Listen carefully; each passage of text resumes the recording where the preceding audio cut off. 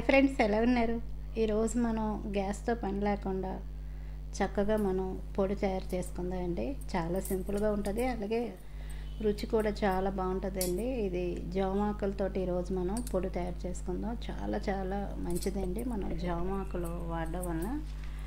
అంటే జామాకులు ఇప్పుడు మన కషాయం ఇవన్నీ తాగుతాం కదా, అలా తాగకుండా చక్కగా ఇలా సింపుల్గా మనం పొడి తయారు చేసుకోవచ్చండి. ఇంకా మనం గ్యాస్ ఆన్ చేసే పని లేదు. చక్కగా మనం జామ ఆకులు ఉంటే చాలా చాలా సింపుల్గా ఈరోజు మనం పొడి చేసుకోవచ్చు. ఈ పొడిని మనం రైస్లో వేసుకొని తింటే చాలా బాగుంటుందండి. రోజు ఒక ముద్దలోని ఫస్ట్ ముద్దలోని చక్కగా ఈ పొడి వేసుకొని తినండి, చాలా మంచిది.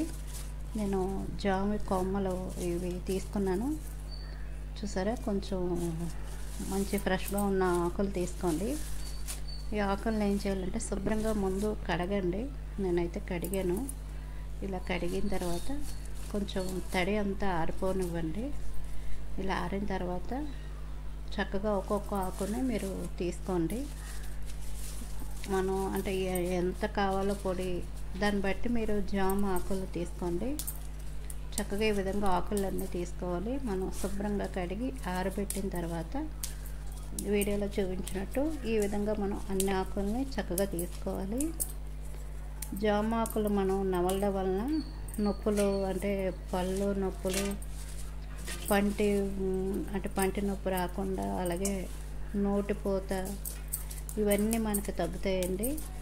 అలాగే మనం జామాకులతో చక్కగా పొడి చేసుకొని మనం రైస్లో తిన్నామంటే ఆకలి కూడా చక్కగా పెరుగుతుంది.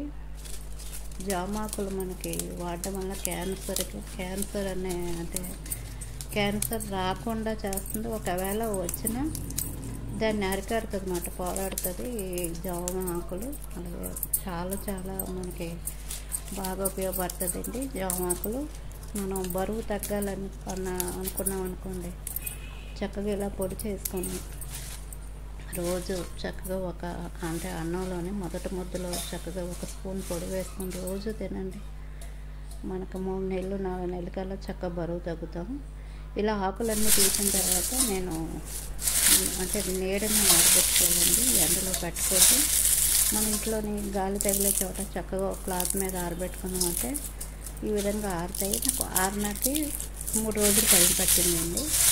చక్కగా ఇలా మనం ఆకుల్ని ఆరబెట్టుకున్నామంటే చాలు, చాలా సింపుల్గా పొడి చేసుకోవచ్చు. ఇలా మిక్సీ జారు తడి లేకుండా చక్కగా పొడిగా ఉన్నది చూసుకోండి. అంటే తడి అనేది లేకూడదు మిక్సీ జారుకి. ఇలాగ మిక్సీ జారులోనే ఎండిన జామాకులను వేసుకొని పొడి చేసుకోండి. చక్కగా ఇదే విధంగా నేను అన్ని ఆకుల్ని పొడి చేసుకున్నాను. చూడండి, పొడి ఎంత అయింది. ఇలా మనం పొడి చేసుకున్నాం కదా, ఇది కొంచెం బరగ్గానే ఉంటుందండి. ఇలా పొడి చేసుకున్న తర్వాత ఇదే మిక్సీ జార్లో మనం ఉప్పు, అంటే సరిపోయినంత ఉప్పు, ఒక చిన్న స్పూన్ తోటి 2 స్పూన్లు కారం చేసుకున్నాను, వెల్లుల్లి రేకలు, కొద్దిగా చింతపండు వేసి మరలా ఒకసారి మిక్సీ చేయండి. అంతేనండి, చాలా సింపుల్గా మన పొడి తయారు చేసుకోవచ్చు. చాలా బాగుంటుందండి. మనకి స్టోర్ చేసుకోవచ్చు. అంటే 10 రోజులకు ఒకసారి ఇలా చేసుకొని పెట్టుకున్నాం అనుకోండి, చక్కగా మనకి టేస్ట్ అనేది బాగుంటుంది.